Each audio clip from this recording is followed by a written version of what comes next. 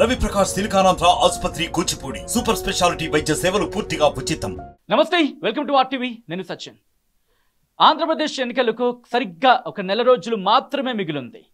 అవును, నెల రోజులు మాత్రమే మిగిలింది. ఈ నేపథ్యంలో కొన్ని సంచలనమైన విషయాలు వెలుగులోకి వస్తున్న పరిస్థితి, ముఖ్యంగా సంచలనమైన వ్యాఖ్యలు చేస్తున్నారు కొంతమంది. ఈ నేపథ్యంలో ఏం జరగబోతోంది ఆంధ్రప్రదేశ్ ఎన్నికలకు సంబంధించి, ఎవరి వ్యూహాలేంటి, ఎవరి ప్రతి వ్యూహాలేంటి, ముఖ్యంగా కొన్ని కమెంట్స్కి సంబంధించి ఏం జరుగుతుంది, పీకే లాంటి వాళ్ళు ఇక్కడ వ్యాఖ్యానిస్తున్న నేపథ్యంలో అక్కడ ఎటువంటి సినారియో ఉంది, అటువంటి సినారియో ఉందా, ఇవన్నీ కూడా మాట్లాడుకునే ప్రయత్నం చేద్దాం. మనతో పాటు ఉన్నారు ప్రముఖ విశ్లేషకులు ప్రొఫెసర్ నాగేశ్వర్ గారు. నమస్తే అండి. నాగేశ్వర్ గారు, నా ఫస్ట్ క్వశ్చన్, పీకే ప్రశాంత్ కిషోర్ కొద్ది రోజుల క్రితం ఆయన ఒక సంచలన వ్యాఖ్యలు చేశారు జగన్మోహన్ రెడ్డిని ఉద్దేశించి. ముఖ్యంగా హీఈస్ ప్రొవైడరే కానీ ఆస్పిరేషన్స్ని ఎక్కడ పట్టించుకోవట్లేదు, రెండూ ఉండాలి, అలా ఉన్నప్పుడు అవుతుందంటూ కూడా ఒక రాజులా బిహేవ్ చేస్తున్నాడు, జగన్ ఓడిపోవడం ఖాయం అంటున్న సందర్భం వచ్చేలా ఆయన వ్యాఖ్యానించిన పరిస్థితి, మీరేమంటారు? ఆయన ఇవాళ కొత్తగా వ్యాఖ్యానించలేదు, అంతకు ముందు కూడా ఆయన ఇదే వ్యాఖ్య చేశాడు. అయితే తానే చెప్తున్నాడు, నేనేమి సర్వే చేయలేదు, నేను ఆంధ్రప్రదేశ్లో రాజకీయ పరిస్థితులు పరిశీలించడం లేదు, నాకు క్షేత్రస్థాయిలో విషయాలు తెలియదు అని చెప్తూ మళ్ళీ ఎన్నికల ఫలితాలని ఊహాగానం చేస్తున్నాడు. మొదలు టెక్నికల్గా ఎన్నికల ఫలితం పలానా వాళ్ళు గెలుస్తారు, పలానా వారు ఓడుతారు అని ఏ విశ్లేషకుడు చెప్పకూడదనేది నా ప్రిన్సిపల్ స్టాండ్. అందుకే నేను ఎప్పుడు కూడా ఇన్ని సీట్లు వస్తాయి, ఇన్ని గెలుస్తారని అనలే. వీళ్ళంటే వాళ్ళు హెడ్లైన్లు పెట్టుకుంటారు, తమ్ముళ్ళ కొరకు అబద్ధపు బోగస్ హెడ్లైన్లు పెడతారు, బల్ల గుద్ది చెప్తున్నా పలానా వాడే గెలుస్తున్నాడు అని నేను ఎక్కడ అనలే. అందువల్ల అలా కేవలం వ్యూస్ కొరకు ఛానళ్ళు ఇలాంటి పనులు చేస్తూ ఉంటాయి. కానీ నేను మాత్రం ఎప్పుడు పలానా వాళ్ళు గెలుస్తారు, పలానా వాళ్ళు ఓడుతారు అని కంక్లూజివ్గా చెప్పను. ఎందుకు చెప్పను అంటే, that's not our duty to influence people. Our duty is to interpret the news. అంటే వార్తల్ని, ట్రెండ్స్ను విశ్లేషించి ప్రజలకు చెప్పడమే మన పని. కానీ మనం ప్రజలకు ఎటువైపు ఓటు వేయాలి అని ప్రభావితం చేయకూడదు. అందువల్ల అయితే విశ్లేషణ ప్రభావితం చేయదా, అది విశ్లేషణ ఎవరికి ఎలా అర్థమైతే అలా అర్థం చేసుకుంటారు, అది తప్పదు. ఎందుకంటే మరి ఎన్నికలు ఉన్నాయి కదా అని 2 నెలలు నేను రాజకీయాలు విశ్లేషించకుండా నేను ఉండలేను, రాజకీయాలను కవర్ చేయకుండా మీడియా ఉండలేదు. అందువల్ల legitimate right of a journalist ఏంటంటే, రాజకీయాలను పరిశీలిస్తూ రాజకీయాల్లో వస్తున్న మార్పుల్ని ప్రజల ముందుంచుతూ పరిణామాలని విశ్లేషించడం వరకే జర్నలిస్ట్ అయినా విశ్లేషకుడైనా పని. లేదు వ్యూహకర్త ప్రశాంత్ కిషోర్ పలానా పార్టీకి ఉన్నాడు అనుకోండి, is the right to tell. Sunil Kanugolu Congress గెలుస్తుంది అని అన్నాడు అనుకోండి, మనం తప్పు పట్టలేము. ఎందుకంటే నేను కాంగ్రెస్ పార్టీ వ్యూహకర్త కనుక అలాగే మాట్లాడతాడు. ప్రశాంత్ కిషోర్ ఏమో నేను ఇప్పుడు ఎవరికీ పనిచేయడం లేదంటాడు, నా క్షేత్రస్థాయిలో తెలియదంటాడు, నేనేం సర్వేలు చేయలేదంటాడు, నాకు అసలు సమాచారమే లేదంటాడు. కానీ నా గట్ ఫీలింగ్ జగన్మోహన్ రెడ్డి చిత్తుగా ఓడిపోతాడు అంటాడు. అంటే అని ఆ గట్ ఫీలింగ్ ఉండడం తప్పని నేను అన్నాను. కానీ ఆ గట్ ఫీలింగ్ను ప్రజల ముందు పెట్టడం ద్వారా ప్రశాంత్ కిషోర్కు ఒక ప్రత్యేకమైన స్థానం ఉంది భారత రాజకీయాల్లో. అనేక మంది రాజకీయ నాయకుల్ని ఇంక్లూడింగ్ జగన్మోహన్ రెడ్డిని గెలిపించినటువంటి చరిత్ర ప్రశాంత్ కిషోర్కు. అలాంటి చరిత్ర కలిగి సమాజంలో ఒక ఇన్ఫ్లుయెన్సర్గా, ఒక బలమైన ఇన్ఫ్లుయెన్సర్గా ఉన్న ప్రశాంత్ కిషోర్ ఒక ఎన్నికల ఫలితాన్ని ముందే చెప్పడం ద్వారా స్వింగ్ ఓటును ప్రభావితం చేస్తాడు. దీన్నే బ్యాండ్ వ్యాగన్ ఎఫెక్ట్ అంటారు. అంటే ఒక రాజకీయ పార్టీకి వ్యతిరేకంగా మరో రాజకీయ పార్టీకి అనుకూలంగా ఓట్లను ప్రభావితం చేసేటువంటి పని అది. ఆయన మరి ఇంటెన్షనల్గా చేశాడా, ఆయన ఏ కారణంతో చేశాడు నాకు అనవసరం, కానీ అది it is not advisable on part of any viewer, any commentator. So ఇక ఆయన చంద్రబాబు నాయుడు కలిశాడు ఇటీవల. చంద్రబాబు నాయుడు కలిసిన తర్వాత గంటల పాటు మేము రాజకీయాలు చర్చించుకున్నామన్నాడు. చంద్రబాబు నాయుడు కలవక్క ముందు జగన్మోహన్ రెడ్డి చిత్తుగా ఓడిపోతారని ఎక్కడ అనలే. చంద్రబాబు నాయుడు కలిసినప్పటి నుంచి ఇది 2వసారి అనడం. సో చంద్రబాబు నాయుడు కలవడానికి, చంద్రబాబు నాయుడును ప్రశాంత్ కిషోర్ కలవడానికి, జగన్మోహన్ రెడ్డి చిత్తుగా ఓడిపోతాడని పదే చెప్పడానికి లింకు ఉందో లేదో నాకు తెలియదు. కానీ అది చూసినప్పుడు అనుమానం అయితే రాకుండా పోదు. చంద్రబాబు నాయుడు కలిశాడు, తర్వాత జగన్ ఓడిపోతాడని పదే చెప్తున్నాడు. అందువల్ల అది అందువల్ల Prashant Kishor credibility seriously stake. ఎందుకంటే ఆయన ఐపాక్తో సంబంధం లేదంటున్నాడు. ఒకవేళ సంబంధము లేకపోయినా ఐపాక్ డేటా ఆయనకు వెళ్ళడానికి అవకాశం లేదు. కారణం IPAC Jaganmohan Reddy client IPAC. మరి ప్రశాంత్ కిషోర్ ఏ బేసిస్ మీద చెప్తున్నాడు? ఇదే ప్రశాంత్ కిషోర్ ఒరిస్సా ఫలితాల గురించి అడిగారు. అడిగితే దానిపైన నాకు తెలియదు, నేను ఒరిస్సాలో ఎవరితో పని చేయలేదు, అందువల్ల నేను చెప్పలేను అని ఆయన చెప్పాడు. ఆంధ్రప్రదేశ్లో నేను జగన్మోహన్ రెడ్డితో పనిచేశాను కనుక నా క్షేత్రస్థాయిలో కొన్ని విషయాలు తెలుసు కనుక చెప్తున్నా అన్నాడు. మీరు తెలంగాణ గురించి కూడా చెప్పాడు. తెలంగాణలో బీజేపీ నెంబర్ 1 ఆర్ నెంబర్ 2 పొజిషన్లో ఉంటుంది అన్నాడు. మరి తెలంగాణలో ప్రశాంత్ కిషోర్ ఎవరితో నన్ను పనిచేశాడా? ఎవరితో చేయలే. అంటే ఎవరితో పనిచేయని తెలంగాణ గురించి చెప్పాడు, కానీ ఎవరితో పని చేయని ఒరిస్సా గురించి చెప్పనన్నాడు. అక్కడ గతంలో ఒకరితో పనిచేశాడు ఆంధ్రప్రదేశ్ నుంచి నాకు తెలుసు అంటున్నాడు. సో ఇది ఇన్కన్సిస్టెన్సీ కాదా? నీకు తెలిస్తే నువ్వు పనిచేసినా చేయకపోయినా ఒక రాజకీయ విశ్లేషకుడు నేనేం పంజాబ్లో పోయి ఏ వ్యూహకర్తలతో పనిచేయలే, నేను బెంగాల్లో ఉత్తరప్రదేశ్లో నేనేం వెళ్ళి పర్యటించలే, కానీ అక్కడి నుంచి వస్తున్న సమాచార ఇన్పుట్స్ను ఆధారంగా చేసుకుని కొంత మనం విశ్లేషణ చేస్తాం. దట్ డజంట్ మీన్ మన యూపీకి వెళ్ళామని. అది ప్రశాంత్ కిషోర్ ఏమో ఒరిస్సా విషయంలోనేమో ఎస్టిమేషన్ చెప్పాడు, ఎందుకంటే తాను అక్కడికి వెళ్ళలేదంటాడు. ఆంధ్రప్రదేశ్లో తనకు తెలియదు కానీ చెప్తా అంటాడు. తెలంగాణలో ఎవరితోనూ పనిచేయకపోయినా చెప్తా ఆడ బీజేపీకి నెంబర్ 1 ఆర్ 2 పొజిషన్ అంటాడు. సో మరి ఇదంతా దేన్ని సూచిస్తోంది అంటే Prashant Kishor has to answer for his behaviour. So అందువల్ల ఆయన ప్రవర్తనకు ఆయనే మొదలు సమాధానం చెప్పాలి. ఇక ఆయన ఇచ్చిన కారణం ఎందుకు ఓడిపోతాడు అన్నదానికి కారణం. సో ఒక కంక్లూజన్ రావడానికి ఒక కారణం కూడా ఉండాలి కదా. ఒక కారణం ఏమంటున్నాడు అంటే జగన్మోహన్ రెడ్డి ఒక ప్రొవైడర్గా మాత్రమే ఉన్నాడు, లీడర్గా లేడు అన్నాడు. That is a very interesting distinction. అంటే ప్రజలకు బటన్ నొక్కుతున్నాడు, ప్రజల ఆకాంక్షల్ని పట్టించుకోవడం లేదు, డెవలప్మెంట్ ఎంప్లాయ్మెంట్ అని. ఇది ప్రశాంత్ కిషోర్ కాదు, నాతో సహా చాలామంది చేస్తున్నటువంటి విమర్శ. జగన్మోహన్ రెడ్డి ప్రభుత్వం పైన ప్రధానమైన విమర్శ అదే. అంటే సంక్షేమం పైనే ఓవర్ ఎంఫసిస్ చేసి డెవలప్మెంట్ పైన ఆ స్థాయిలో ఆసక్తి చూపలేదు అని. దాని ప్రభావం కూడా మనకు ఎన్నికల్లో కనబడుతుంది. ఎందుకంటే గ్రాడ్యుయేట్ కాన్స్టిట్యున్సీస్ ఎన్నికల్లో మిడిల్ క్లాసు ఎడ్యుకేటెడ్ ఓటేసే దాంట్లో ఇంక్లూడింగ్ రాయలసీమతో సహా అన్ని సీట్లలో జగన్మోహన్ రెడ్డి ఓడిపోయాడు, చంద్రబాబు టీడీపీ గెలిచింది. So that is also an indication. అనేక సర్వేలు కూడా చెప్తున్న అంశమే, ఇదేమి ఒక్క ప్రశాంత్ కిషోర్ చెప్పింది కాదు. కానీ ఆ ఒక్క కారణం రీత్యానే ఓడిపోతాడు అని ఆయన కంక్లూజన్కి వస్తున్నాడు. ఆయన మొత్తం నేను ఇంటర్వ్యూ చూశాను, 56 నిమిషాల ఇంటర్వ్యూ, పీటీఐ ఎడిటర్లకు ఇచ్చిన ఇంటర్వ్యూలో. ఎక్కడ ఆయన ప్రధానమైనటువంటి బేసిస్ ఏంటి తన ఆర్గ్యుమెంట్కు అంటే ఒకటే ఒక ఆర్గ్యుమెంట్ కేసు చెప్తున్నాడు. కానీ మరి ప్రొవైడర్ అంటున్నాడు కదా, మరి చంద్రబాబు నాయుడు ఏం ప్రామిస్ చేస్తున్నాడు? చంద్రబాబు నాయుడు కూడా నేను ఇంకెక్కువ ప్రొవైడ్ చేస్తా అంటాడు. 3,000 రూపాయలు జగన్మోహన్ రెడ్డి ఇస్తే నేను 4,000 ఇస్తా అంటున్నాడు. వాలంటీర్లకు జగన్మోహన్ రెడ్డి 5,000 జీతం ఇస్తే నేను 10,000 జీతం ఇస్తా అంటున్నాడు. మీరు జగన్మోహన్ రెడ్డి కల్తీ మద్యం ఎక్కువ రేటుకి ఇస్తున్నాడు, నేను నాణ్యమైన మద్యం తక్కువ రేటుకి ఇస్తా అంటున్నాడు. ఈ మళ్ళీ చంద్రబాబు నాయుడు కూడా ప్రొవైడరే. సో ఇంకా నేను మించిన ప్రొవైడర్ అంటున్నాడు.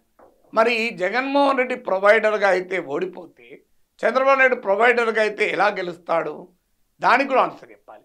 అంటే చంద్రబాబు నాయుడు నేను సంపద సృష్టించి పంచుతా అంటున్నాడు. సంపద సృష్టించి పంచుతా అన్న దాన్ని on the face of it Prashant Kishor తీసుకొని ఈ అనాలిసిస్ వస్తున్నాడు. అందువల్ల ఆయన విశ్లేషణకు ఉన్నటువంటి విశ్వసనీయత ఇవాళ ఇతర వైఎస్ఆర్ కాంగ్రెస్ లాంటి వాళ్ళు క్వశ్చన్ చేసడానికి ఇది కారణమైంది. నాగేశ్వర్ గారు, తెలుగుదేశం పార్టీ నుంచి కావచ్చు, లేకపోతే ముఖ్యంగా జనసేన నుంచి వలసలు వైసీపీలోకి ఎక్కువ వెళ్తున్న పరిస్థితి, వెలుగుతున్న నేపథ్యంలో కూడా పోతున్న మహేష్ లాంటి వాళ్ళు ఇది ఇంకో ప్రజారాజ్యం అవుతుంది, ఏడాదిలో ఖాళీ అయిపోతుందంటూ కూడా చెప్తున్న పరిస్థితి. జనసేన ఖాళీ అయిపోతుందా అంటే అటువంటి పరిస్థితి మనకు కనిపిస్తుంది ఇప్పుడు? ఇలాంటి మాటలు చాలా మంది మీద అన్నారు. వైసీపీ ఖాళీ అయిపోతుందని చెప్పి టీడీపీ అనలేదా? 23 మంది వైసీపీ ఎమ్మెల్యేలు టీడీపీలో చేరితే వైసీపీ ఖాళీ అయిపోతుంది, వైసీపీ పని అయిపోయింది అని చెప్పారు. ఏమైంది? వైసీపీ అధికారంలోకి వచ్చింది. ఖాళీ అయిందా? అందువల్ల రాజకీయ పార్టీలు ఎప్పుడు ఖాళీగా, ఇప్పుడు టీఆర్ఎస్ ఖాళీ అయిపోతుంది అని మాట్లాడుతున్నారు. రాజకీయ పార్టీలు అదృశ్యాలు అయిపోతాయా? ఏదన్నా ఒక ప్రజారాజ్యం అయింది అంటే ప్రజారాజ్య కాంటెక్స్ట్ వేరు. తీసుకెళ్లి కాంగ్రెస్ పార్టీలో విలీనం చేస్తే అదృశ్యం కాకపోతే ఏమవుతుంది? కానీ జనసేన విలీనం చేయలే కదా. జనసేనలో టికెట్లు రాని వాళ్ళు ఆటోమేటిక్గా పార్టీని తిట్టుకుంటూ బయటకు వస్తారు. ఇది జనసేనకు తిట్టిన వాళ్ళు ఉన్నారా? వైసీపీకి టికెట్ రాని వాళ్ళు తిట్టలేదా? మీరు వైసీపీకి టికెట్ రాని ఎంపీలు, ఎమ్మెల్యేలు ఎంతమంది తిట్టారు? కోటమిరెడ్డి శ్రీధర్ రెడ్డి, ఆనం రామనారాయణ రెడ్డి, ఉండవల్లి శ్రీదేవి, వీళ్ళంతా వైసీపీ తిట్టకుండా వెళ్ళిండ్రా, మెచ్చుకుంటూ వెళ్ళిండ్రా, చాలా గొప్ప పార్టీ ఇది అని చెప్పి వెళ్ళిండ్రా. సో ఏ పార్టీలోనైనా జరిగే పరిణామం ఇది. అందువల్ల ఇదేదో జనసేనకు మాత్రమే పరిమితమైన పరిణామం అనుకుంటే పొరపాటు. అయితే జనసేన బలహీనత ఏంటి అనేది చర్చించుకోవాలి తప్ప జనసేన నుంచి వెళ్ళిపోతున్నారు ఏదో పెద్ద పొలో అనుకుంటూ వెళ్ళిపోయినట్లు. జనసేనలో పవన్ కళ్యాణ్ బలగము పవన్ కళ్యాణ్. పవన్ కళ్యాణ్కు ప్రజల్లో జనాదరణ ఉన్నంత కాలం ఆ పార్టీ నిలబడుతుంది. సో అందులో కొంతమంది వెళ్ళినప్పుడు కొంత నష్టం జరగచ్చు. కానీ ఆ party Pawan Kalyan political activity, political space వదిలేసుకున్నప్పుడు ఆ పార్టీ ఉండదు. ఇప్పుడు ప్రజారాజ్యం ఎప్పుడు పోయింది? చిరంజీవి చేతులు ఎత్తేసినాక పోయింది, అందాక పోలే కదా. సో అందువల్ల ఇప్పుడు కూడా పవన్ కళ్యాణ్ చేతులు ఎత్తేస్తే పోతుంది. అందువల్ల అది జరగనప్పుడు ఆ పార్టీ నుంచి వెళ్ళిపోయే వాళ్ళు వెళ్తారు. అందువల్ల పార్టీల నుంచి నాయకులు ఎన్నికల వేళ వెళ్ళడం it is not Janasena specific phenomenon కాదు, అన్ని పార్టీలోనూ జరుగుతున్న పరిణామమే. ఇలా బీఆర్ఎస్ నుంచి కడియం శ్రీహరి, దాన నాగేందరు, వెంకట్రావు ఎంతమంది పోతలేరు. బీఆర్ఎస్ మరి అయిపోయిందా? ఇక అదృశ్యం అయిపోతుంది బీఆర్ఎస్. అందువల్ల పార్టీలు అలా ఉండవు. అయితే జనసేన చేస్తున్నది ఏంటి అనే క్వశ్చన్ వచ్చినప్పుడు, ఒకటి ఇన్నేళ్ళైనా పార్టీకి ఒక బలమైన నిర్మాణ స్వరూపాన్ని పవన్ కళ్యాణ్ ఇచ్చుకోలేకపోయాడు. అది పవన్ కళ్యాణ్ అంగీకరించాడు. మనకు బూత్ లెవెల్ కార్యకర్తలు ఉన్నారా, మనకేముంది అని. అందువల్ల పార్టీని ఇన్స్టిట్యూషనలైజ్ చేసుకోలేకపోయాడు. అంటే పార్టీకి ఒక నిర్మాణ రూపాన్ని ఇచ్చి ఒక సంఘటిత రూపాన్ని ఇచ్చినప్పుడు ఏమవుతుందంటే ఎన్నికల్లో గెలుపు ఓటములకు నిమిత్తం లేకుండా పార్టీ నిలబడుతుంది. ఇప్పుడు తెలుగుదేశం పార్టీ 10 ఏళ్ల పాటు ప్రతిపక్షంలో ఉంది మన రాష్ట్రంలో. 2014 అధికారంలోకి మళ్ళీ వచ్చింది.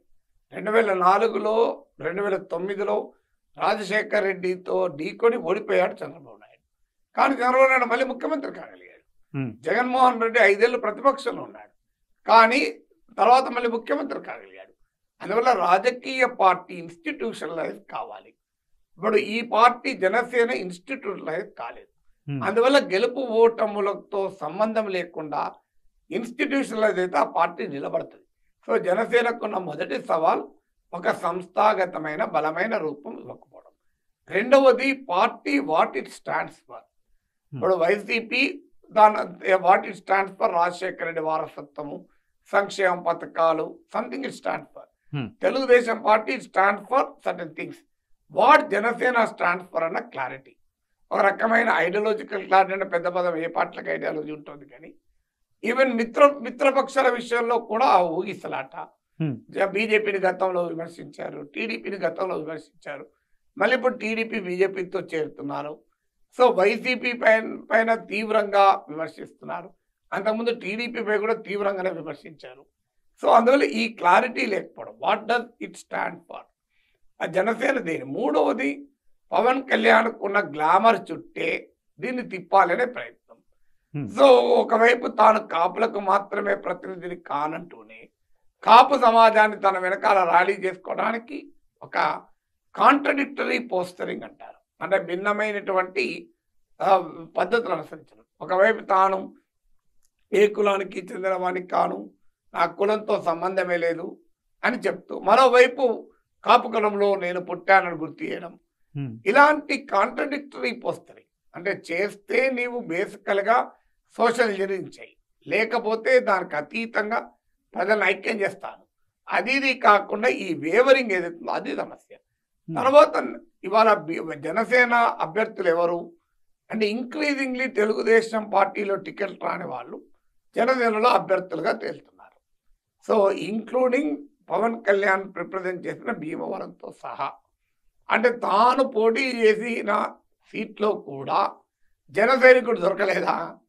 సో ఒకటి పొత్తులో సీట్లు ఆశించిన స్థాయిలో, జన సైనికులు ఆశించిన స్థాయిలో రాలేదన్న భావన ఆల్రెడీ ఉంది. మళ్ళీ ఇప్పుడు తాజాగా ఒక భీమవరంలో ఒక ఆంజనేయులు, లేక అవనిగడ్డలో ఒక మండలి బుద్ధప్రసాద్, వీళ్ళంతా వాస్తవంగా అక్కడ టీడీపీ పోటీ చేస్తే టీడీపీ అభ్యర్థులకు కావాల్సిన వాళ్ళు టీడీపీ పొత్తులో భాగంగా అది జనసేనకు వస్తే మళ్ళీ వాళ్ళే జనసేన అభ్యర్థులు అయిపోయారు. అంటే జనసేన అభ్యర్థులుగా టీడీపీ నేతలు వస్తున్నారు. జనసేనకు ఉన్నాయే 21 సీట్లు, ఆ 2 ఎంపీలు, అందులో కూడా మళ్ళీ టీడీపీ నేతలే కనబడితే అసలు జనసేన ఒరిజినల్ లీడర్లు లేరా? ఒరిజినల్ లీడర్షిప్ తయారు చేసుకోవడం మరి ఎందుకు పవన్ కళ్యాణ్ చేయడం లేదు?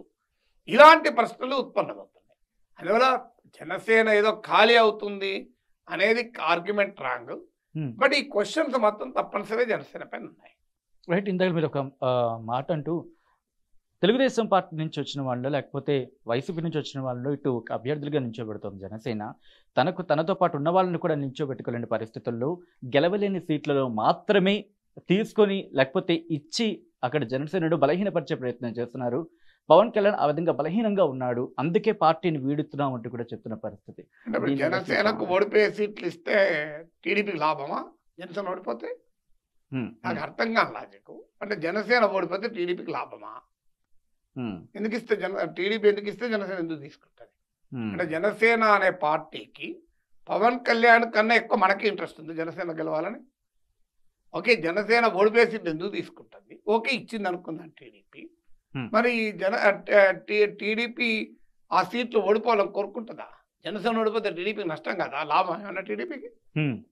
సో ఎందుకు ఒక 2 పార్టీలు కలిసి గెలవాలనే కోరుకుంటాయి తప్ప మనం మాట్లాడతామండి, విమర్శిస్తాం. ఏ సీట్లలో జనసేన గెలుస్తుంది, ఏ సీట్లో ఓడుతుంది మీకు తెలుసా? నాకు తెలుసా? మనకేవరక గతంలో జనసేన ఒక్క సీటు గెలిచింది, ఆ ఒక్కటి మినహా మిగతా చోట్ల గెలుతా ఓడుతా ఎవరిని తెలుసండి? అది అల్టిమేట్గా ప్రజలు నిర్ణయించాలి కదా. ఎందుకంటే గతంలో కనీసం పొలిటికల్ హిస్టరీ ఉందనుకుంటే కొంత గెస్ చేయొచ్చు. ఇది మొదటి నుంచి తెలుగుదేశం సీటు, ఇది మొదటి నుంచి వైసీపీ సీటు, ఇది మొదటి నుంచి యాంటీ టీడీపీ సీటు, ఇట్లా లెక్కలేయచ్చు. కానీ జనసేన హిస్టరీ ఇది రీసెంట్ హిస్టరీ. ఇది 2వ ఎన్నికే పోటీ చేసేది. వాళ్ళు 2014లో అసలు పోటీ చేయలేదు, వాళ్ళు పోటీ చేసేది 2019లో. సో ఇప్పుడు ఏ ప్రాతిపదిక మీద జనసేన గెలిచే సీట్లు ఓడే సీట్లను కౌంటింగ్ చేస్తే నాకు అర్థం కాని అంశం. అందువల్ల పార్టీ నుంచి వెళ్ళిపోయేవారు సహజంగా చేసేటువంటి విమర్శలు తప్ప దాంట్లో బేసిస్ ఉందని అనుకోను. సార్, అడిగి టు దిస్ క్వశ్చన్, జనసేనకు రీసెంట్గా మెగాస్టార్ చిరంజీవి 5 కోట్ల విరాళం ఇచ్చారు విశ్వంబర షూటింగ్ టైంలోనే. ఇప్పుడు జరుగుతున్న ప్రచారం ఏంటంటే ఇక్కడ చిరంజీవి ప్రచారంలో పాల్గొంటారు, జనసేనకు వెళ్ళొచ్చు అనేది. ఒకవేళ అది జరిగితే కనుక జనసేనకు ఏ మేరకు లాభం జరిగే అవకాశం ఉంది? అది వైసీపీకి ఏమాత్రం డ్యామేజ్ జరిగే అవకాశం? అంటే ఇప్పుడు చిరంజీవి అభిమానులు వైసీపీ వెనకాల ఉన్నారా డ్యామేజ్ జరగడానికి వైసీపీకి? అంటే ఇప్పుడు చిరంజీవి అభిమానులందరూ జగన్మోహన్ రెడ్డి వెనకాల ఉంటే మీరు అన్నది పాజిబుల్. చిరంజీవి అడ్డుపోతే నష్టపోతారు. అసలు చిరంజీవి అభిమానులు పవన్ కళ్యాణ్ అభిమానులు వేరువేరా? ఎంత మెగా కాంపౌండ్ అంటారు కదా, ఇల్లే కదా రామ్ చరణ్, ఇంకా చాలా మంది, నాగబాబు, అందరికి ఒకటే అభిమాన సంఘాలు. ఇప్పుడు ఇవన్నీ ఎలా ఉంటాయంటే ఫ్యామిలీ బేస్డ్ పొలిటికల్ పార్టీస్ లాగా ఫ్యామిలీ బేస్డ్ అభిమాన సంఘాలు కూడా అయిపోయాయి కదా. అందువల్ల చిరంజీవికి ఉన్న అభిమానులు అన్ని పార్టీల వాళ్ళు ఉంటారు. సో చిరంజీవికి ఉన్న అభిమానుల్లో సినిమా అభిమానం ఉన్న వాళ్ళు అన్ని పార్టీలు ఉంటారు. ఇక చిరంజీవి అంటే రాజకీయ అభిమానం ఉన్న వాళ్ళు జగన్మోహన్ రెడ్డితో ఉండరు. చిరంజీవి పట్ల రాజకీయ అభిమానం ఉన్న వాళ్ళు జగన్మోహన్ రెడ్డితో ఉంటే అది నష్టం అని సమస్య. అందువల్ల చిరంజీవి రావడంతో పవన్ కళ్యాణ్కు అదనంగా లాభం జరుగుతుంది అనుకోను. ఉన్న ఓటు కన్సాలిడేట్ అయ్యటానికి అవకాశం ఉంటుంది. ఎందుకంటే చిరంజీవి కన్నా పవన్ కళ్యాణ్కు అదనంగా చిరంజీవి జనాదరణకు కూడా లాభం అవుతుంది. చిరంజీవికి వల్ల భారీ ఎత్తున ప్రజలు కూడా వస్తారు ఆ మీటింగ్లకు. కానీ ఒక నష్టం కూడా ఉంటుంది. చిరంజీవి రావడంతో ప్రజారాజ్యం అనే ప్రశ్న మళ్ళీ వేలాడుతుంది. గతంలో పవన్ కళ్యాణ్ చెప్పాడు, ప్రజారాజ్యం అనుభవం మన ఇప్పటికీ వెంటాడుతోంది జనసేనను ఇబ్బంది పెడుతోంది అని. ఫెయిల్డ్ ఎక్స్పెరిమెంట్, ప్రజారాజ్య విఫల ప్రయోగం. సో ఆటోమేటిక్గా చిరంజీవి కనుక జనసేనలో చేరి ఆయన జనసేన నాయకుడిగా రూపాంతరం చెందితే వైసీపీ వాళ్ళు ఊరుకుంటారా? ప్రజారాజ్యాన్ని తీసుకుపోయి కాంగ్రెస్లో కలిపారు, ఇప్పుడు జనసేన తీసుకెళ్లి టీడీపీలో కలుపుతారా అని మొదలు పెడతారు. అందువల్ల ఇప్పటిదాకా పవన్ కళ్యాణ్కు లేని కొత్త ప్రశ్న, కొత్త సమస్య ఎదురవుతుంది. నా పార్టీ ఉనికి ఉంటుంది, నా పార్టీని మూసేయ్యా, నా పార్టీని క్లోజ్ చేయా అని చెప్పుకోవాల్సి వస్తుంది ఇప్పుడు. అందువల్ల చిరంజీవి వల్ల లాభము ఎంత ఉందో ఆ రకమైన ప్రశ్నలు కూడా వస్తాయి. అందువల్ల చిరంజీవి జనసేనలో చేరక ఒక పవన్ కళ్యాణ్కు జనరల్గా ప్రచారం చేస్తే దాని ప్రభావం ఏమి ఉండదు. ఒక పవన్ కళ్యాణ్ సీటుకే ఉంటుంది. అయినా ఇంకా మనకు తెలియదు చిరంజీవి జనసేనలో చేరతాడా, చేరకుండా కూటమికి మద్దతు ఇస్తాడా, అసలు కూటమికి ఇవ్వడా, ఒక జనసేనకి ఇస్తాడా, అసలు ఒక జనసేనకు కూడా ఇవ్వడా, ఒక పవన్ కళ్యాణ్కి ఇస్తాడా, అసలు ఎవరికి ఇవ్వడా, 5 కోట్ల విరాళానికి పరిమితం అవుతాడా, ఇంకేవి ఇప్పుడు మనకు తెలియదు. ఇవన్నీ హైపాథెటికల్. బట్ చిరంజీవి గనక పవన్ కళ్యాణ్కే ప్రచారం చేసి ఒక అన్నగా అది తప్పని అనలేము. తమ్ముడు గెలుపుకు సహకరిస్తాడు, అది అన్నదమ్ముల అనుబంధం. ప్రజలు నిర్ణయించుకుంటారు రాజకీయంగా ఎలా ఆలోచించాలని. ఇక ఆయన జనసేనకు మాత్రమే ప్రచారం చేస్తే ఇది ఎండార్సింగ్ జనసేన. అప్పుడు కూటమికి ప్రచారం చేస్తే ఆయన గతంలో జగన్మోహన్ రెడ్డి విధానాలను సమర్థించిన చరిత్ర కూడా ఉంది. మీకు చిరంజీవి 3 రాజధానులను కూడా సమర్థించాడు. సో పవన్ కళ్యాణ్ ఏమో అమరావతిని సమర్థిస్తే చిరంజీవి 3 రాజధానులను సమర్థిస్తూ స్టేట్మెంట్ కూడా ఇచ్చారు. సో అందువల్ల దానికి అన్నిటి కూడా ఎక్స్ప్లెనేషన్ ఇచ్చుకోవాల్సి ఉంటుంది కదా. సో ఇప్పుడు కూడా రాజకీయాల్లో లేనంత కాలం అందరి వాడు, రాజకీయాల్లో ఆయన వచ్చాక మెగాస్టార్ కూడా కొందరు వాడే. సో అందరి వాడు ఉండలేం కదా. ఇప్పుడు నాగేశ్వర రాజకీయ విశ్లేషణ చేస్తున్నాడు. నేను అందరి వాడు కాగలనా? అసాధ్యం. నా విశ్లేషణ బట్టి ఒకరు నన్ను ఇటు అంటారు, ఒకరు అటు అంటారు, ఎటు కాకపోయినా. సో ఎందుకంటారంటే మనం ఒక స్టాండ్ తీసుకుంటాం కదా. రాజకీయ విశ్లేషణలో ఒక స్టాండ్ తీసుకొని అన్నప్పుడు ఆ స్టాండ్ను అంగీకరించే వాళ్ళు ఉంటారు, వ్యతిరేకించే వాళ్ళు ఉంటారు. వ్యతిరేకించే వాళ్ళు సహజంగా మన పైన రాళ్ళు వేస్తారు. ఒక విశ్లేషకునికే తప్పకపోతే ఇది రాజకీయ నాయకుడు తప్పుతుందా? సో చిరంజీవి రాజకీయాలు దూరంగా ఉన్నాడు కనుక ఆయన ప్రజారాజ్య ఫెయిల్యూర్ గురించి ఎవరు అడుగుతలేరు. చిరంజీవి ప్రజారాజ్యాన్ని కాంగ్రెస్లో కలిపినప్పుడు ఆ ప్రక్రియకు పవన్ కళ్యాణ్ దూరంగా ఉన్నాడు, ఎక్కడా సమర్థించలేదు. అందువల్ల పవన్ కళ్యాణ్కు ఆ ప్రశ్న ఎదురు రావడం లేదు. So it is a question to Chiranjeevi. ఒకసారి ఇద్దరు కలిసినప్పుడు పవన్ కళ్యాణ్ కూడా ఆన్సర్ చేసుకోవాల్సి వస్తుంది కదా. ఎందుకంటే ఆయన కూడా ఒకప్పుడు యువరాజ్య నాయకుడే కదా. సరే, adding to this question, Gidugu Rudraraju మాట్లాడుతూ చిరంజీవి ఇంకా కాంగ్రెస్లోనే ఉన్నారు అని అన్నాడు. సో ఆ సందర్భంలో ప్రచారానికి వెళ్ళే అవకాశం ఉంటుందా? అటువంటి సినారియోలో ఎటువంటి విమర్శలు ఎదుర్కొనే అవకాశం ఉంటుంది? ఇప్పుడు గిడుగు రుద్రరాజు అన్నాడుగా చిరంజీవి అనలేదు కదా. చిరంజీవి అన్నప్పుడు ఆలోచించాలి. ఇప్పుడు గిడుగు రుద్రరాజు కాంగ్రెస్లో ఉన్నారన్నాడు. మధ్యలో వైసీపీ రాజ్యసభ పంపిస్తే చిరంజీవిని వార్తలు వచ్చాయి. బీజేపీ వాళ్ళు ఆకర్షించడానికి ప్రయత్నం చేస్తూ అల్లూరు సీతారామరాజు శ్రద్ధ జయంతప్పుడు మోడీ పక్కన కూర్చుండబెట్టారు. కేంద్ర ప్రభుత్వం ఈ మధ్య విభూషణ్ ఇచ్చి గౌరవించింది. సో అందువల్ల చిరంజీవి అందరికీ కావాల్సిన వాడే కదా. సో అందరూ కావాల్సిన వాళ్ళు అందరూ అడుగుతారు. కానీ చిరంజీవి ఎటు ఉండాలో ఆయన నిర్ణయించుకుంటాడు. ఆయన ఎటువైపు ఉండాలన్నది ఆయన చాయిస్ కదా. సో గిడుగు రుద్రరాజు కాంగ్రెస్లో ఉన్నాడు అని అంటే కాంగ్రెస్ మరి చిరంజీవి చెప్పాలి, నేను అవును నిజమే కాంగ్రెస్లో ఉన్నాను అని. కాంగ్రెస్ పార్టీకి అయితే 5 రూపాయలు విరాళం ఇచ్చినట్టు ఎక్కడా వార్తలాలే. 5 కోట్లు జనసేనకి ఇచ్చాడు విరాళం తప్ప. మరి ఇంతవరకు కాంగ్రెస్ మీటింగ్లలో ఎక్కడా పాల్గొనలే. ఈ మధ్య కాలంలో కాంగ్రెస్ పార్టీ అభ్యర్థులకు ప్రచారం చేస్తాను ఎక్కడా చెప్పలే. కాంగ్రెస్ కొత్త అధ్యక్షులు వచ్చిన సందర్భంలో ఆమెను కనీసం ట్విట్టర్ ద్వారా కూడా పలకరించలే. ఇక మరి కాంగ్రెస్లో ఆయన ఎట్లా ఉన్నట్లు అనుకుంటే ఎట్లా? చంద్రబాబు నాయుడు వాలంటీర్లకు తాము అధికారంలోకి వస్తే 10,000 రూపాయలు ప్రకటిస్తామన్నారు. ఇదే వాలంటీర్ల వ్యవస్థపై తెలుగుదేశం పార్టీ గతంలో ఎన్నో విమర్శలు చేసిన సందర్భం. ఇటువంటి నేపథ్యంలో 10,000 రూపాయల పెంపు అనే అంశం వాలంటీర్లకు సంబంధించి ఇది టీడీపీ కలిసి వస్తుంది అనుకోవాలండి. మీకు 2009లో టీడీపీ ఒక ప్రామిస్ చేసింది, మేము 2,000 రూపాయలు ప్రతి ఒక్కరి అకౌంట్లో ఇస్తామని. రాజశేఖర్ రెడ్డి నేను ఏ ప్రామిస్ చేయను, కొత్తగా నేను గతంలో చేస్తున్న పథకాలే కంటిన్యూ చేస్తాను అన్నాడు. ఒక 2 చిన్న మార్పులు అన్నాడు. ఒక 7 గంటల విద్యుత్ 9 గంటలు అన్నాడు. అంటే ఉన్న పథకాలను అమలు చేస్తానని రాజశేఖర్ రెడ్డి అంటే నేను మనిషికి ప్రతి అకౌంట్లో 2,000 రూపాయలు, ఆ రోజుల్లో 2,000 అంటే 15 ఏళ్ల క్రితం చేస్తానంటే ప్రజలు ఓట్లేసారా? అధికారం ఇయ్యలే కదా. నిన్న కాక మొన్న పసుపు కుంకుమ 2018 ఎన్నికలకు ముందు 10,000 రూపాయలు అకౌంట్లో వేశారు. అసలు ఆడబిడ్డలు ఎందుకుంటారు పోలింగ్ బూత్లో అంత రేటుగా? నాకు ఓటేస్తానికే కదా అన్నారు. వేశారు జనం. పసుపు కుంకుమ 10,000 తీసుకున్నారు, కానీ ఓటేలే. సో అందువల్ల రాజకీయాల్లో ఒక స్టేట్మెంట్ల వల్ల ప్రజలు ఓట్లు వేస్తారనుకున్న పొరపాటు. దాని క్రెడిబిలిటీ ఏంటి అనే క్వశ్చన్ వస్తుంది. వాలంటీర్లు వ్యవస్థను మొదలు విమర్శించారు, వాలంటీర్ వ్యవస్థ తప్పన్నారు, వాలంటీర్ వ్యవస్థను వైసీపీ కార్యకర్తలు అన్నారు. మరి వాళ్ళందరినీ మీరు ఇప్పుడు కొనసాగిస్తామంటున్నారు. పోనీ వాలంటీర్ వ్యవస్థను కొనసాగిస్తామని అంటలేరు, మిమ్మల్ని అందరినీ తీసేసి మేము కొత్త వాలంటీర్లను పెట్టుకుంటామని అంటే లాజికల్లీ కరెక్ట్ కావచ్చు. మిమ్మల్ని అందరినీ కొనసాగిస్తామంట అంటే వైసీపీ కార్యకర్తలందరినీ వాలంటీర్లుగా టీడీపీ కొనసాగిస్తుంది. అంటే ఇప్పుడు రెండు పాసిబిలిటీస్ కదా. వీళ్ళందరినీ కొనసాగిస్తా అంటే వాళ్ళందరూ వైసీపీ కార్యకర్తలు అని గతంలో టీడీపీ చేసిన విమర్శ నిజం కాదా? అంటే వాళ్ళు వైసీపీ వాళ్ళు కాదా? లేదు, వైసీపీ కార్యకర్తల్ని కూడా టీడీపీ ప్రభుత్వం కంటిన్యూ చేయదలుచుకుందా?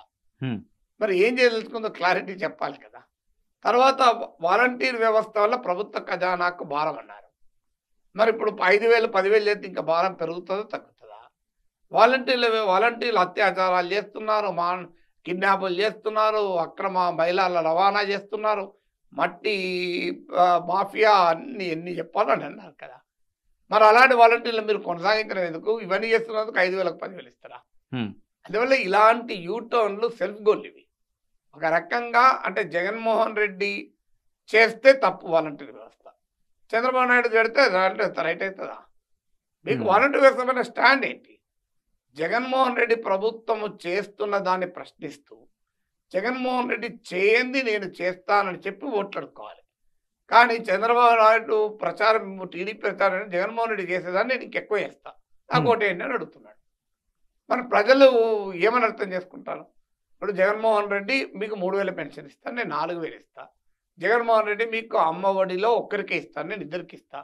జగన్మోహన్ రెడ్డి కల్తీ మద్యము ఖరీదైన రేటుకి ఇస్తున్నాడు, నేను చౌకగా నాణ్యమైన మద్యం ఇస్తా. జగన్మోహన్ రెడ్డి వాలంటీర్కి 5,000 ఇస్తున్నా, నేను 10,000 ఇస్తా. అంటే you want to be revised and enlarge edition of Jaganmohan Reddy. Jaganmohan Reddy Amaravati కాదన్నాడు, నేను అమరావతి ఇస్తానని అంటే జనం black and white, Jaganmohan Reddy కావాలా చంద్రబాబు నాయుడు కావాలా తేల్చుకుంటారు. ఇప్పుడు నేను మోర్ జగన్మోహన్ రెడ్డి దెన్ జగన్మోహన్ రెడ్డి, ఇది ఎక్కడ రాజకీయం అండి? అంటే నేను జగన్మోహన్ రెడ్డి మించిన జగన్మోహన్ రెడ్డి అవుతాను అంటే ఎట్లా కలుస్తుంది? అది ప్రజలు యాక్సెప్ట్ చేస్తారా? ఇప్పటికీ బీజేపీ పైన ఫ్లిప్ ఫ్లాప్ చూసాం. అసలు బీజేపీ రాష్ట్రానికి అన్యాయం చేసింది. నరేంద్ర మోడీ చాలా చాలా ఇక ఆ మాటలు నేను అనకూడదు. ఆయన కుటుంబానికి ఏం చేయలేని వాడు దేశానికి ఏం చేస్తాడు? ఆయన దేశం విడిచిపోవాలి అని. ఇప్పుడు ఆయన ఒక వ్యక్తి కాదు, ఆయన మహాశక్తి, ఆయన విశ్వగురు అంటివి. అసలు ఈ ఎక్స్ట్రీమ్ ఏంటండి? ఈ వాలంటరీ వ్యవస్థ నుంచి మొదలుకొని బీజేపీ వరకు ఇదే తత్వంగా ఉంటే జనం ఎట్లా యాక్సెప్ట్ చేస్తారు? ఒక రకంగా సెల్ఫ్ గోల్ వాలంటరీ వ్యవస్థ పైన మాట్లాడేది. బీ కాన్ఫిడెంట్, నీ క్లారిటీ ఉండని అండి వాలంటరీ వ్యవస్థ రైటా రాంగా, అప్పుడు ప్రజలు నిర్ణయం తీసుకుంటారు. అంటే జగన్మోహన్ రెడ్డి పాత్ కరెక్టే, కానీ ఆయన సగం దూరం నడిచారు, నీకు ఎక్కువ దూరం నడుస్తా అంటే ప్రజలు మరి నీ వైపు ఎట్లా అట్రాక్ట్ అవుతారు? సార్, కడపలో వైఎస్ షర్మిల అలాగే సునీత ఇద్దరు కూడా ప్రచారం చేస్తున్నారు. ప్రచారం చేస్తున్న భాగంగా మాకు ఓటేయండి, మమ్మల్ని గెలిపించండి అంటున్నారు. ఆ ప్రచారం ఏ మేరకు ఎఫెక్ట్ చూపించే అవకాశం ఉంది? ఎవరు కలిసి వచ్చే అవకాశం ఉంది సార్ అక్కడ? అంటే ఇప్పుడు అక్కడ వివేక హత్య అనే అంశం పైనే ప్రజలు తీర్పు చెప్తారా? అదే అంశం పైనే ఆ ఎజెండా పైన వాళ్ళు ఎన్నికలకు పోతున్నారు. వాళ్ళు జగన్ను మాత్రమే విమర్శిస్తున్నారు. వాళ్ళు ఏ ఓటు తెచ్చుకుంటారు? ఇప్పుడు ఆంధ్రప్రదేశ్లో రాజకీయము సమాజము నిట్టనిలో చిలిపేది. వారు ఒక సెక్షన్ జగన్ వెనకాల, ఒక సెక్షన్ చంద్రబాబు నాయుడు వెనకాల. థర్డ్ ప్లేయర్గా షర్మిల ఎంటర్ అయింది. ఎంటర్ అయ్యి ఆమె కూడా నేను కూడా జగన్కు వ్యతిరేకం అంటున్నారు. ఇప్పుడు ఇటువైపు వాళ్ళంతా ఒకవైపు, అటువైపు వాళ్ళంతా ఒకవైపు అనుకుందాం. ఇటు ఏ టీం, అటు బి టీం. మీరు ఏ టీంతో ఫైట్ చేయాల్సిన వాళ్ళు అటు ఉంటారు, ఏ టీంతో కలిసి పనిచేయాలి ఇటు ఉంటారు. ఇప్పుడు షర్మిల అటువైపు వచ్చింది, జగన్ వ్యతిరేక టీం వైపు వచ్చింది. అప్పుడు ఏమవుతుంది? మీరు గెలిస్తే మీరు అవార్డు పంచుకోవాల్సిందే కదా. ఇప్పుడు ఆ ఓటు ఎవరు ఓటు పంచుకోవాలి? ఆమె she her self on her own chose to be against Jagan. అంటే జగన్ వ్యతిరేక శిబిరంలో ఆమె ఉండాలని నిర్ణయించుకుంది. జగన్ వ్యతిరేక శిబిరంలో ఆల్రెడీ చంద్రబాబు నాయుడు ఉన్నాడు, పవన్ కళ్యాణ్ ఉన్నాడు, బీజేపీ ఉంది. ఇప్పుడు అదే అంబ్రెల్లా కింద ఈమె కూడా, అదే అంబ్రెల్లా అంటే సేమ్ అంబ్రెల్లా కాకపోవచ్చు, ఆ సైడ్ ఈమె కూడా ఒక అంబ్రెల్లా పెట్టుకొని అదే షెల్టర్, అదే ప్లాట్ఫామ్ మీద ఉంది. So she will share naturally the vote against Jagan కదా. హ్మ్. ఓట్ ఫర్ జగన్ వచ్చేది షేర్ చేసుకోలేదు కదా. ఒకవేళ ఆమె జగన్ చంద్రబాబు నాయుడు ఇద్దరిని ప్రశ్నిస్తూ ఉంటే ఆమెకు సొంత పొలిటికల్ స్పేస్ వచ్చేది. సో ఆమె జగన్ వ్యతిరేక స్పేస్లో ఉండాలని నిర్ణయించుకుంది. జగన్ వ్యతిరేక స్పేస్లో ఆల్రెడీ కూటమి ఉంది. హ్మ్. సో ప్రజలు జగన్ ఓడించాలని కోరుకునే ఓట్లు షర్మిల అడుగుతుంది. జగన్ ఓడించాలని కోరుకునే వాళ్ళు షర్మిల కింద ఓటేస్తారు. షర్మిల ఓటేస్తే అది వేస్ట్ అవుతుంది అనుకోరా. అంటే వాళ్ళు షర్మిల ప్రచారం వల్ల టీడీపీ కన్నా లాభం జరగాలి, లేకపోతే టీడీపీకి లాభం జరిగి జగన్ పట్ల వ్యతిరేకత పెంచి చంద్రబాబు నాయుడుకు అనుకూలంగా ఉపయోగపడాలి.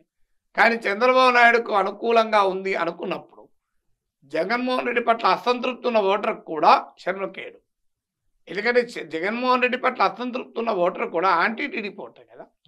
టీడీపీ ఓటర్ అయితే టీడీపీ వైపు ఉంటాడు. సో అందువల్ల షర్మిల స్ట్రాటజీ ఏ రకంగానూ ఆంధ్రప్రదేశ్ రాజకీయాలపైన మీరు చూడండి, ఎన్నికల్లో ఏ ప్రభావం ఉండదు. నేను వైఎస్ఆర్ తెలంగాణ పార్టీ గురించి ఇదే చెప్పాను. ఏం జరిగింది అదే జరిగింది. ఇప్పుడు కూడా చూడండి, there will not be any impact of Sharmila. Raghuramakrishnamraju ఒంటి నుంచి ఆయన బరిలోకి దిగొచ్చని చెప్పి టీడీపీ అభ్యర్థి రామరాజే ఆయన తన కార్యకర్తల మీటింగ్లో మాట్లాడుతూ భావోద్వేగానికి లోనయ్యారు. ఒకవేళ ఆ టికెట్ రఘురామకృష్ణరాజుకి ఇస్తే నేను ఇంకా పార్టీ నుంచి ఆ రాజకీయాల నుంచి విరమించుకుంటా అంటున్నారు. సో ఏంటి సార్ రఘురామకృష్ణరాజు పరిస్థితి ఏంటి? రఘురామకృష్ణరాజుకు చర్చ అని నరసాపురమే ఇస్తారని ఒక మాట అంటోంది, మరోవైపు ఉండి అంటున్నారు. అది ఏమవుతుంది అంటే రఘురామకృష్ణరాజును జగన్ వ్యతిరేక రాజకీయ శిబిరము, వ్యతిరేక మీడియా, వ్యతిరేక social media anti Jagan super స్టార్గా మార్చేశారు. ఒకసారి యాంటీ జగన్ సూపర్ స్టార్గా మార్చిన తర్వాత ఇప్పుడు వాళ్ళనే మళ్ళీ ప్రశ్నిస్తుంది. అలాంటి సూపర్ స్టార్కు నువ్వు ఎందుకు టికెట్ ఇస్తలేవు? ఇప్పటిదాకా నువ్వు ఇవే చెప్పినావు, అతి గొప్ప జగన్ వ్యతిరేక పోరాట యోధుడుగా, జగన్ వ్యతిరేక స్వాతంత్ర సమర యోధుడుగా రఘురామకృష్ణరాజును తెలుగుదేశము వారి అనుకూల మీడియా, సోషల్ మీడియా ఇకోసిస్టమ్ మొత్తం ప్రొజెక్ట్ చేసింది. సమయానికి ఆయన టికెట్ ఇయ్యే వరకు ఆ సెక్షన్ ఇప్పుడు అడుగుతుంది, ఎందుకు ఇవ్వలేదు చెప్పు రఘురామకృష్ణరాజుకు. బండి సంజయ్ని ఎందుకు డ్రాప్ చేశారన్నట్లు అయిపోతుంది ఇప్పుడు పరిస్థితి, టీడీపీ పరిస్థితి. రఘురామకృష్ణరాజుకు ఎందుకు ఇవ్వలేదు? ఈలోగా రఘురామకృష్ణరాజు జగన్ ప్రభావంతోనే బీజేపీ నాకు ఇవ్వలేదు అని అన్నారు. ఈ బాంబు జగన్ మీద వేసాడు రఘురామకృష్ణరాజు, కానీ జగన్ మీద పడలే, అచ్చది కూటమి మీద పడలేదు. ఎందుకంటే జగన్ సీట్ రాకుండా చేశాడు అని రఘురామకృష్ణరాజు క్లెయిమ్. జగన్ అదే చేస్తాడు కదా. జగన్ ఏం చేస్తాడు? తనను వ్యతిరేకించే రఘురామకృష్ణరాజును ఎంపీ చేయాలని కోరుకుంటాడా? తనను వ్యతిరేకించే రఘురామకృష్ణరాజును అసెంబ్లీకి రప్పించాలని కోరుకుంటాడా జగన్? అది రాజకీయంగా ఎవరు తప్పు పట్టరు కదా. తనను వ్యతిరేకించే వాళ్ళు ఓడించాలని ఎవరైనా కోరుకుంటారు. సో అందువల్ల రఘురామకృష్ణరాజు జగన్మోహన్ రెడ్డి పైన చేసిన ఆరోపణ ఏ రకంగానూ వైసీపీ నష్టం చేయదు. ఎందుకంటే జగన్ అదే పని చేస్తాడు, చేయాలి కూడా కదా. రఘురామకృష్ణరాజు జగన్ ఓడించాలని చూసినప్పుడు జగన్ రఘురామకృష్ణరాజును ఓడించాలని చూస్తాడు. That is a common thing. దాన్ని ఎందుకు ప్రజలు పట్టించుకుంటారు? కానీ ఈ ప్రక్రియలో భాగంగా ఆయన కూటమిలోనే ఒక ప్రశ్న రేజ్ చేశాడు. బీజేపీ మీతో ఉండొచ్చు టీడీపీతో, కానీ అసలు బీజేపీ టీడీపీతో మనసు ఇక్కడ లేదు, మనసు వైసీపీతో ఉంది అని తెలుగుదేశం నాయకుడైన రఘురామకృష్ణరాజే చెప్తున్నాడు. ఇప్పుడు ఆయన as of today is the TDP leader. ఇప్పుడు చంద్రబాబు నాయుడు ఆన్సర్ చెప్పాలి. ఇప్పుడు మీ కూటమిలోనే జగన్ వ్యతిరేకించేయాలి అనే అంశంలో ఎక్కెత్తుందా? టీడీపీ జనసేనేమో ఎట్టి పరిస్థితుల్లో జగన్ ఓడించాలి అని చూస్తుంది. అకార్డింగ్ టు మీ ఓన్ లీడర్ రఘురామకృష్ణరాజు ఈ ఆరోపణ చేసిన తర్వాత ఆయన టీడీపీలో చేర్చుకున్నారు. ఇంపార్టెంట్ పాయింట్ ఇక్కడ. సో ఆరోపణ చేయక ముందు కూడా కాదు, చేసిన తర్వాత చేర్చుకున్నాడు. అంటే ఆరోపణ ఎండార్ చేసినట్టే కదా. అంటే బీజేపీ జగన్ వైపు ఉంది అని రఘురామకృష్ణరాజు జగన్ ప్రభావంలో బీజేపీ ఉందని ఆరోపించాక ఆయన టీడీపీలో చేసుకున్నారు. ఇప్పుడు సమాధానం ఎవరు చెప్పాలి? బీజేపీ నిజంగానే జగన్కు వ్యతిరేకమా అనుకూలమా? మరి జగన్కు అనుకూలంగా ఉన్న బీజేపీతో చంద్రబాబు నాయుడు ఎందుకు మైత్రి చేస్తున్నారు అనే ప్రశ్నకి ఆన్సర్ చేయాలి కదా. Right. Thank you so much sir, me valuable విశ్లేషణ అందించినందుకు. మొత్తంగా చూసుకుంటే కనుక ఆంధ్రప్రదేశ్ రాజకీయాలకు సంబంధించి మాత్రం నెల రోజుల యుద్ధం, అంటే నెల రోజులు మాత్రమే మిగిలింది. ఈ నెల రోజుల్లో ఏం జరగబోతుందనే ఉత్కంఠ మాత్రం కొనసాగుతుంది. Once again thank you so much professor Nageshwar garu మాతో పాల్గొని మీ విశ్లేషణ అందించినందుకు. మరిన్ని వీడియోస్ కోసం ఛానల్ సబ్స్క్రైబ్ చేయండి, లేటెస్ట్ అప్డేట్స్ కోసం వాట్సాప్ ఛానల్ ఫాలో చేయండి అండ్ లింక్ డిస్క్రిప్షన్లో ఉంది.